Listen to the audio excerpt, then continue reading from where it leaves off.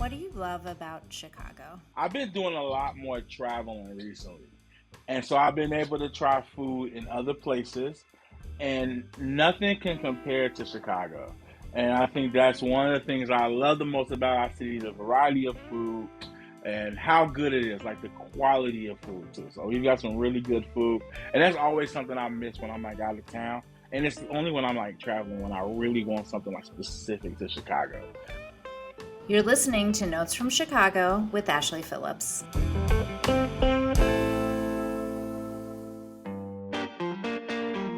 Hello, everyone. Welcome to today's episode of Notes from Chicago. I'm Ashley Phillips, and today we are very excited to have Kenn Cook Jr. He is a Chicago native. He is a photographer and visual artist. His work focuses on the West Side. And we are going to talk to him today. Thanks for joining us, Kenn. Hey, Ashley, thanks for having me. I'm excited to be here, and it's a privilege, it's an honor, and I can't wait to dive in. Amazing. Your photography work has really been centered around the West Side of Chicago. Yeah. Um, why is the West Side important to you? I grew up here. I'm born here. I was raised here, and I live here now currently. And so it's part of who I am. It's part of my makeup and my DNA. And what really got me into doing photography centered around the West Side was um, usually when you hear about the West Side, there's a negative narrative that's being spewed, and it's usually about violence or crime or whatever. But I want to say about 6 years ago, that really started getting to me. And I was recently got married in 2020, and I guess it's not as recent anymore. But so anyway, I ended up moving to the south suburbs, and there was a part of me that was like so excited to be away from the west side, just like, oh, I'm away from the hood, I'm gonna be safer, this and that. And it just dawned on me how much like all those negative narratives like really play a part in the way I see my community, how I see people in my community, and how it makes me want to be here or not be here. And I just so those things really started to weigh on me after a while. And then I picked up photography around 2022, and I was like, man, I really want to capture the essence of the West Side to show that it's more than just what the one-sided media says, but there's so much more to the West Side. There's so much more to the people who live here. There's so nuanced. It's not a monolith. There's a ton of different people. But then also, uh, one of the biggest things that dawned on me was if I get married and have some semblance of success and then I move away, then what does that do for like the community here? What does that do for people who the kids that are coming up here? Like they don't see people that can like build family, raise family, and then stay here and have a good life here. And so I realized that moving away is also part of the problem. And so 2022, we moved back, we bought a house here, and we just really do my work here. And I mean, I do community work. My wife is part of the NAACP. I do my photography, but it's just a combination of wanting to show the true side of the West Side, the full story.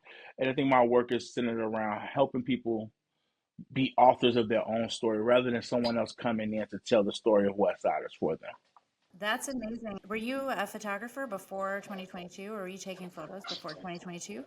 No, I wasn't. I mean, I so photography. My dad did some amateur photography, very, very amateur photography. He was, and so I've been around photography, but never a photographer myself. So this is something that I picked up in 2022, and it just started as me really wanting to take photos of my wife and I on vacation, and I Mm. just wanted to do that. But then as I started to learn about other photographers or and the power of photography. I learned about like Gordon Parks and Latoya Ruby Frazier and Dawood Bay, and just how photography had made changes to like policy in our community in the United States. How photography has inspired people to help people feel seen.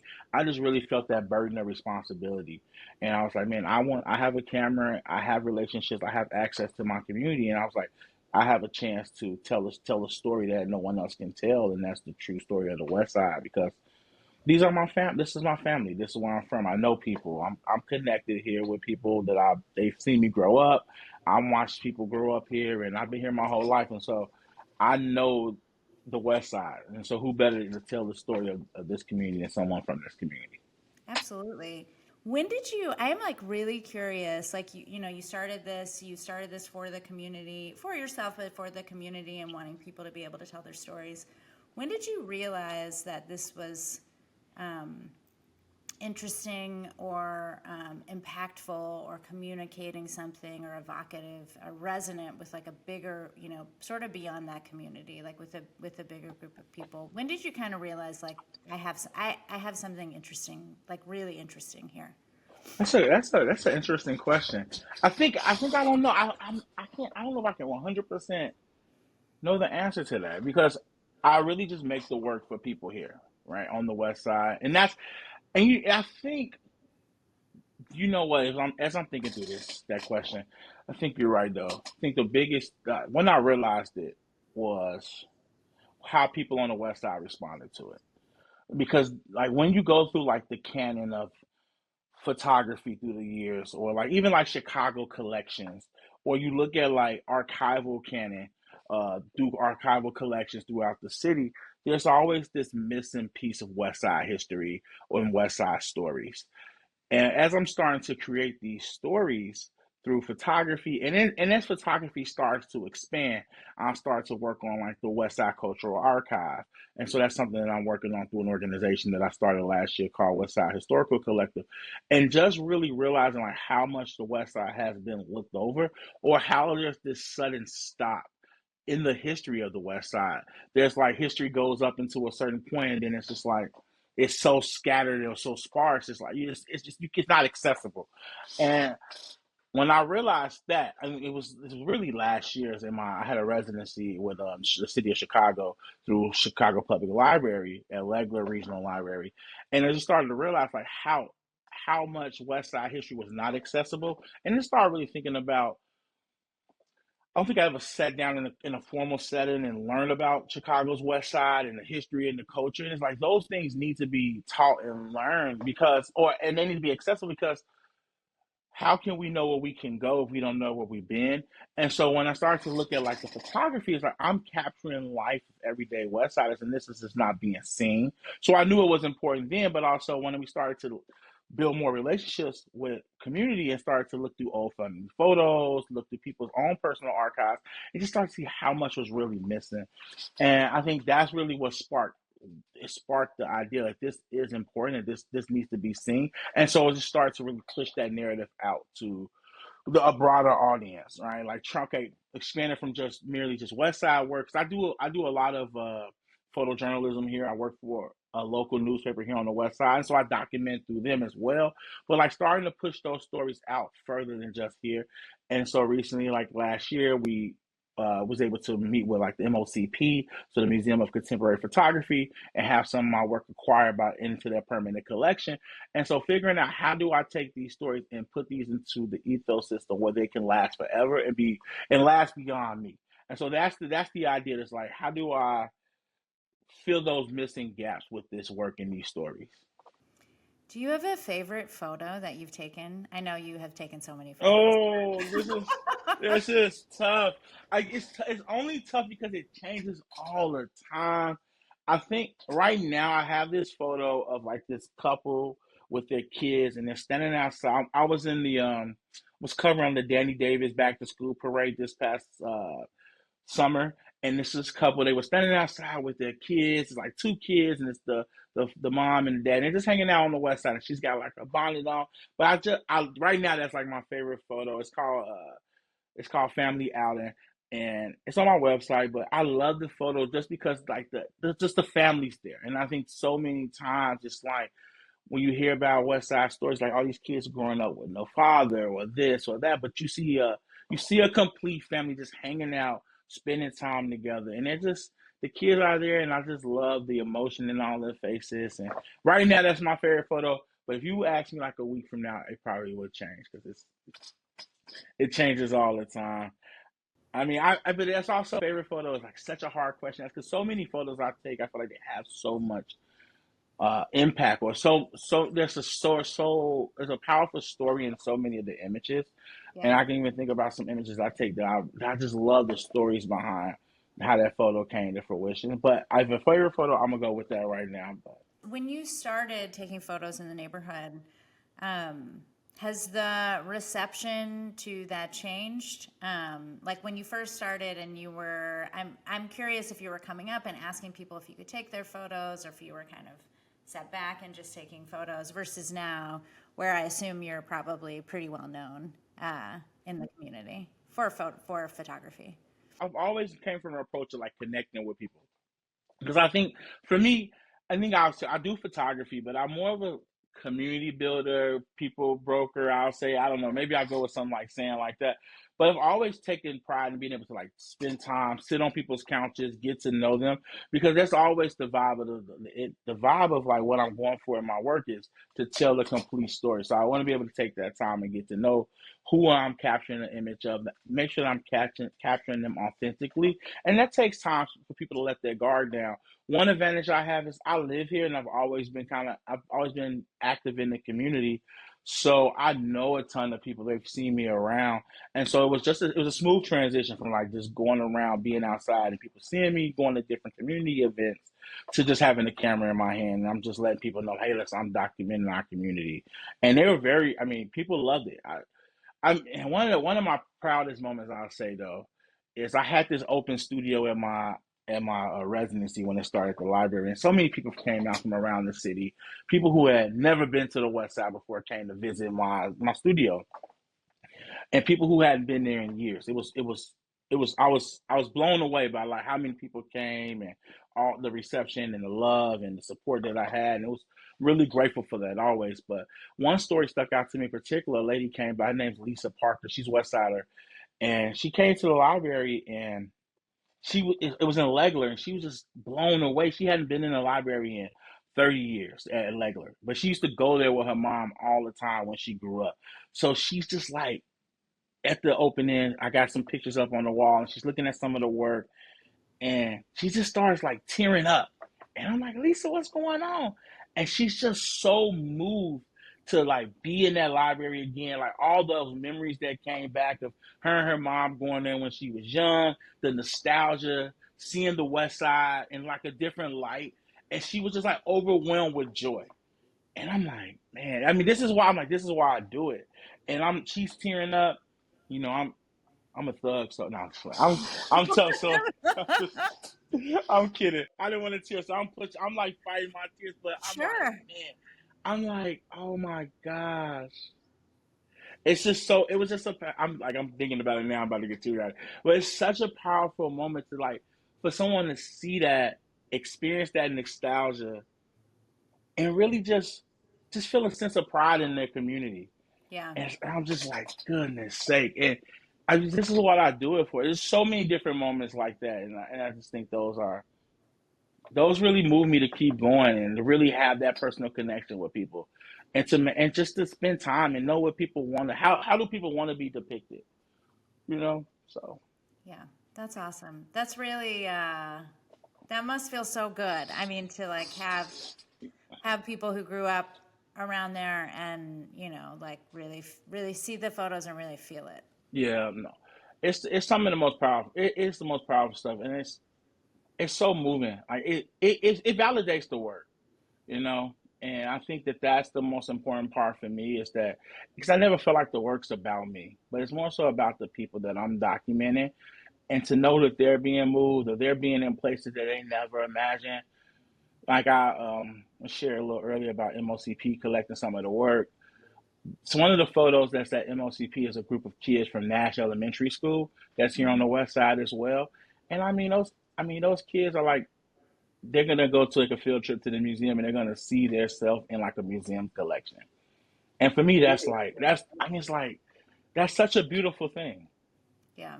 And I'm just happy that I'm happy that I'm able to be a part of like making sure that these people on the West Side stories are told, but they're just never forgotten.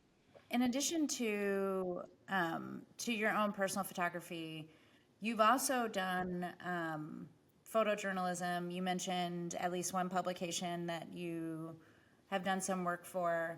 I know that when my producer on before we recorded this, my producer was talking with you, and you were actually on your way to cover um, some of the ice activity that had been going on or still is going on in Chicago. Um, Yeah. curious. I'd love to kind of hear about how that work is different or similar to, what I think of as like your personal, like more personal artistic work. There's some similarity, there's some differences. I think it's documenting and covering what's going on and exposing the truth. So few months ago, at this point, I got to cover. I worked for the New York Times to cover what was going on at Broadview, just documenting the protests, people pushing back against the systems, and then even through that, one of the things that really related to my work was what happened at the raid on the South Shore building on 75th Street. And so I went over there and was documenting what was going on there, talking to residents, making photos of what was happening.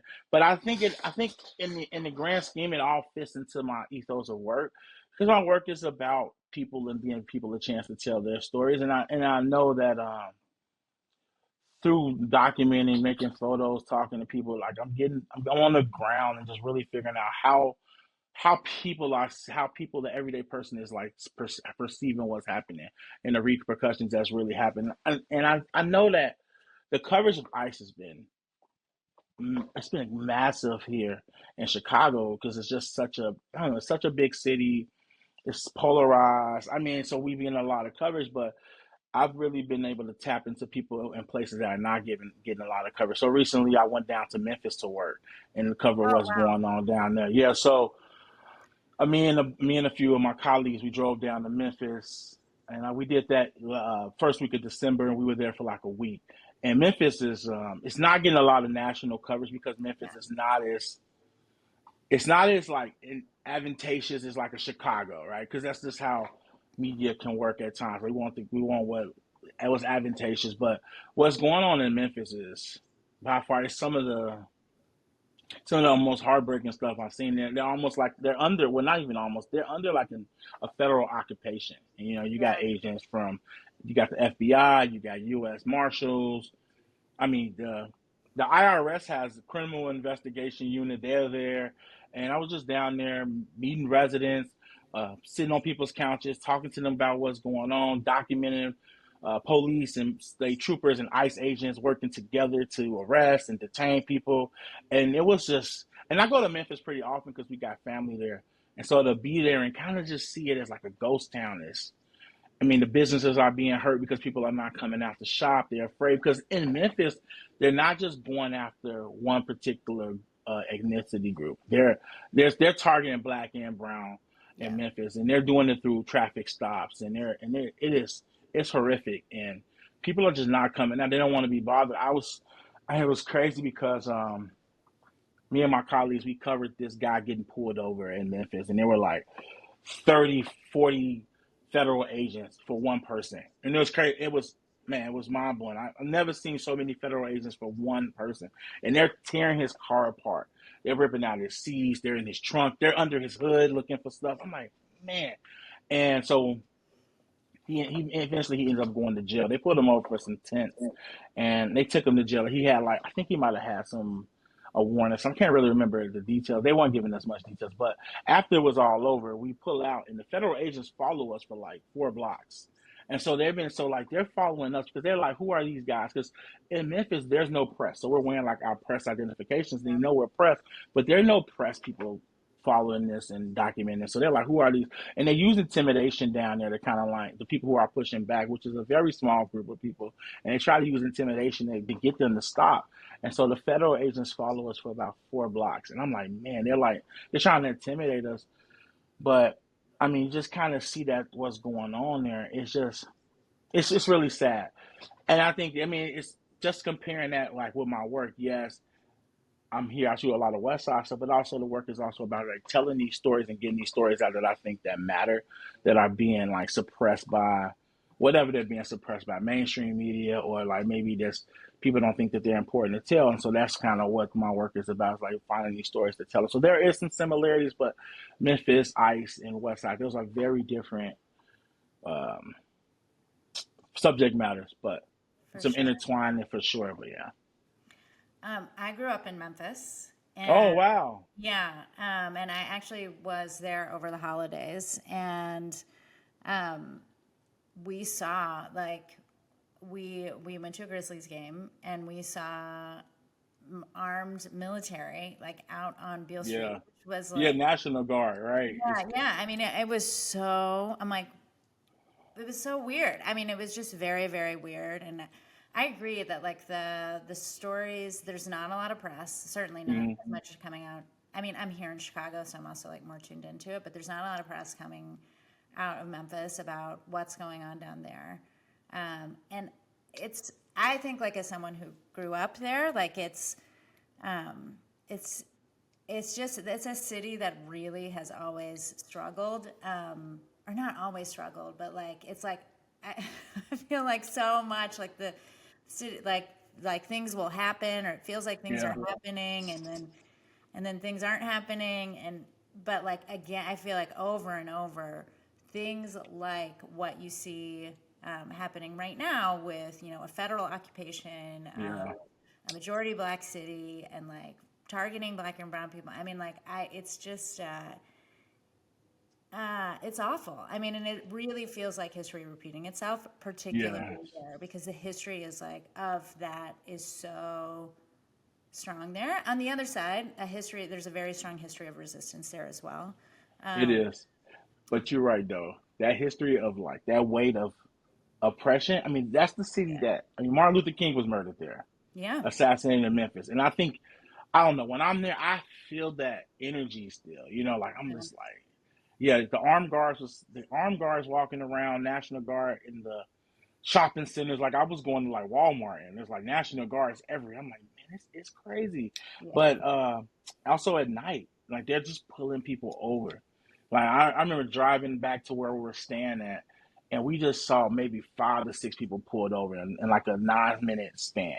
And it's just cars, just every time you turn, they have federal agents pulling people over, and it's just I'm like, man, this is crazy. And one of the things I was saying, one of my colleagues were debriefing, and I mean, after like a week of that, it was heavy. And one of my colleagues was like, "Man, I'm really ready to go," because yeah. after we got followed by the federal agents, we were a little shook up. I mean, I wasn't. We don't know what's gonna come, but he was like, "Yeah, I'm just ready to go," and we just kind of just sat and we're getting ready to leave because we can't stay there forever. But one of the sentiments is like, "Man, people who live here, they can't just get up and go." No, And they have to just live in this. And we were uncomfortable yeah, with a week of this, and I'm like, man, and people just living in it, and so yeah, it's tough. It's one of the toughest things, but I mean, I think that's with photography. It's like I have to be able to tell the hard stories too, yeah, document the hard stuff, and that's for me. That's one of the hard things to be able to take time, go there, spend time with people, get to know people, hear those stories, document it. And it was so heavy, and it's still heavy now. Like I even just talking to you about it, like the way I can just feel the burden. yeah. So I'm not trying to add it down into the No, no, pod no. here. It's just part of the work. I mean, and there's a beauty to that. It's because I mean there's a part of me that's I don't. I mean, there's an internal battle with that, right? Like, do I always want to tell stories like that? It's like, is this my story to tell, or do I want to tell these stories? And I just have friends like, hey, if you don't tell them, then nobody will, and you got to be willing to, make those trips, make that sacrifice to tell these stories, so people can. I mean, so because if no one tells the story of what's going on in Memphis, then no one knows. And so, how do the Sure. resistance? How do we push back, or how do we help give them a fighting chance? And so, really, just finding the good and like being able to tell those heavy stories it keeps me going for sure. Yeah. Let's talk a little bit about you have an exhibition right now called Echoes of Home, Hmm. and that is going on through the end of January. Tell me Correct. a little bit about that work. What do you have on view? Yeah. So that work is that's like a small collection of work from my upcoming zine from the West Side with Love. I work with this group called the Black Room, which is an organization here on the West Side, and they're a collaborative space for artists. So what they do is they create like co-working space so artists can come together and work together, have a space to work, and we work freely through events, et cetera, et cetera. They do it all. And they had a gala fundraiser a few weeks ago, and they asked me to showcase work there. And this is the first time they ever shown work in their space. So it was really exciting because for me, when I want to showcase work, it's always one of the things I think about is like, if I'm making work for people that live here on the West Side, how do I show work that's accessible to them? Like, yeah, all the galleries and the museums are like in other parts of the city. So to be able to have a space that allowed me to hang work from people from the community in the community was really, really a great experience. But I mean, I've got a few images up there. Maybe it's about 12, 15 images. It's just different. It's like some of my favorite shots from my upcoming zine that I've been working on. And it's just telling the stories of my community, different images. There's an image of a guy in a ski mask, and I call that 5700 ski mask. And it's this guy. He's in this ski mask. And he's sitting on this car. And it's like one of the images I love a lot because it's a telling image because you see these guys with the ski masks, and we're always assuming that they're whatever we assume when we see these people. But that's my neighbor, and it's just Mm-hmm. like this. I don't know. Maybe he's making a fashion statement. It was kind of hot outside, so I don't know what he was doing. But I'll judge. But no, I mean, but I think that having that nuance of like West Side. It's like I've got a black, I got the black family image that I talked about earlier there. I've got the kids from Nash Elementary School in there. I even got pictures that I feel like really resonate with me as far as nostalgia. There's this image that I really love where it's this handoff of this snow cone, and I feel like a snow cone is so nostalgic for like Chicago. Yeah. And so there's just different images, but I want people to feel in just to feel like they're taking a trip through the West Side. So when people come in, and I think that's kind of like also another thing of my work when you're not from here and you see this work, I want you to kind of feel a part of it. It's like you understand what this community is about when you look at this work. Like you had a genuine West Side experience. So I mean, in some of my images, there's photos of like MacArthur's restaurant and places that are significant to the West Side, I think, or there's maybe cars you might see here. People, I've got pictures of the Austin Town Hall because I mean that's a significant spot here, and so I just want people to feel like they're traveling through this community and they feel like they can come here and they can be here and they can feel like a piece of home to them Yeah. as well. And so that's kind of like what Echoes of Home is about. Just a little piece of home that from me that people can experience.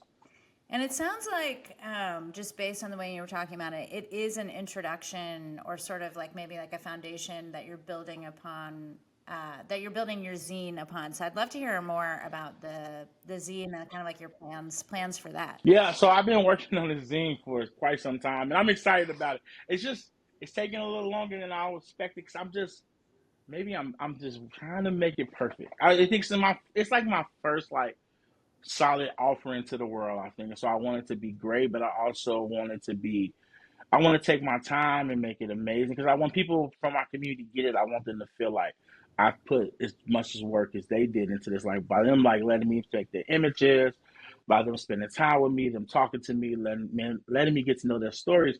I feel like they entrusted me with this burden of like giving them something that I've put in as much work in as they have. So it's been taking time, but I'm excited about it. I've got about 47, 48 images in this, and it's work I've been working on over the last few years from my project, and it's called From the West Side with Love, and there's an array of different images in there, just from people, places, uh, people that I know, people that I met, hanging out, people that I've jumped out the car and spent time with on the street, and got to know over a time of like 45 minutes, and just made images of them, but and there's things that I really resonate with me. So like I said, that's like MacArthur's. I might have a picture of like Uncle Remus in there and people just different West Side things that you will experience while you're here and people that you'll run into and just that everyday life and that joy that you get just being a West Side. I'm just trying to encapsulate all that, but then also working with other community members. Like I've got a few writers that I have work on some of the writing that's in the book,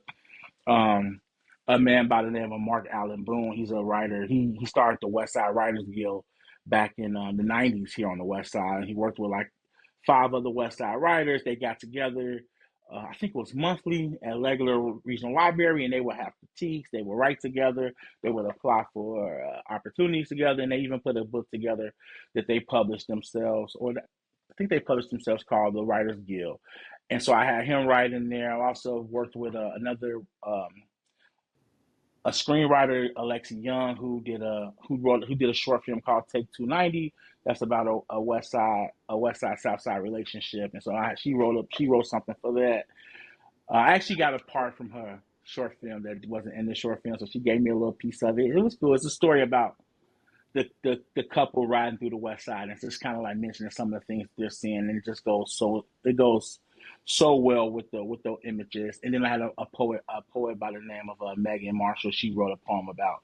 It's called Where I'm From, and just she's born and raised on the West Side, so a lot of nostalgia, a lot of collaborating with community members, and just really trying to get that point across, like what life is really about, and just giving people a chance to share that in their own way. So I mean, I'm really excited about this work. I've been working on this project for I've been shooting since 2022. So I've been working on this project for a few years now, Yeah. and it's been a blessing. I've been able to meet a ton of new people, connect people to each other that didn't know each other, and I'm like, because I'm meeting new people, I'm like, hey, you should connect with this person, and I'm always trying to make the community smaller, and also just it's been cool because I even thinking about some of the work that I'm putting in for the project. It was times I was going out with kids from the community, taking them out on photo walks and teaching them how to do photography. So even in making the project, I've been able to help other people learn photography from the community and get an appreciation for documenting the West Side as well. Do you know when it'll be available? Oh man, I'm hoping in May is my Okay. early May. That's like I'm pretty much done. I'm just printing it. I'm self-publishing it. So right now, I'm funding it through just grant initiatives and my own funding. And so just it's like finding the right printer. And I'm publishing it myself, so I have to source all my own resources. But it's almost there. It's really close. And I think by May it should be ready to go. First week of May is what I'm planning for. If people want to read it, where can they get it? Where should they look? They can follow me on my Instagram. Mm-hmm. It's at by Kenn Cook. It's two N's, so it's BYKENNCOOK. Or on my website, KennCookJr.com. I'll have it for sale there. You'll be able to reach me on Instagram. And then also I'm planning on having a release event at the Black Room actually, where we'll have copies for sale. We'll have an exhibition up so there, or some work for sale as well. And then people can come, party, have some food, get a copy of the zine, see some of the work, and then I'll be doing artist talks about it and connecting with community. But I'm very accessible, so they reach out to me, they can get a copy. And I've hopefully work with some of the local zine, like the whole local bookstores around the city to try to sell some copies in stores. Awesome. When people come visit you, or people come to town, or you're in Memphis, and maybe talking to people in Memphis about something lighter, like fun stuff to do in Chicago, what do you tell people that they have to do when they come to Chicago? Man, let's see.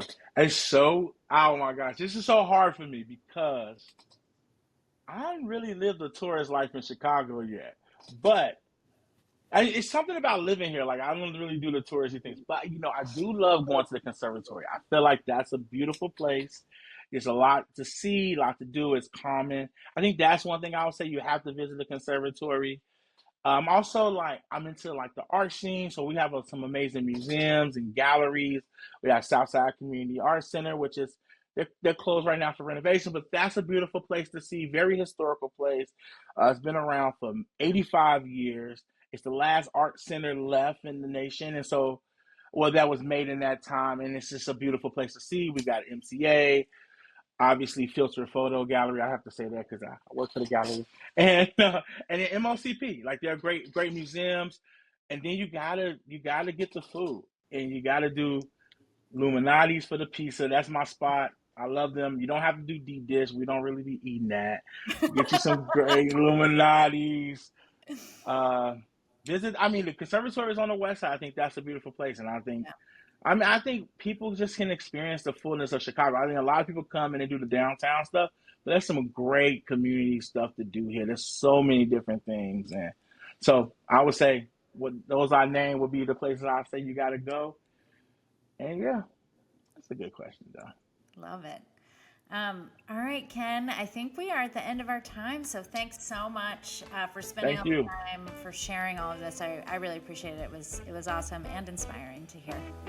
Thank you so much. I appreciate the time and just being able to share and help hopefully to shine more light on the West Side and the amazing people that's here. So thank you for giving me a chance to tell my story and tell their stories. Of course. Thank you for listening to Notes from Chicago. This podcast is edited and produced by Tanisha Blakely. Be sure to like, follow, and subscribe to Notes from Chicago on YouTube and wherever you listen to podcasts.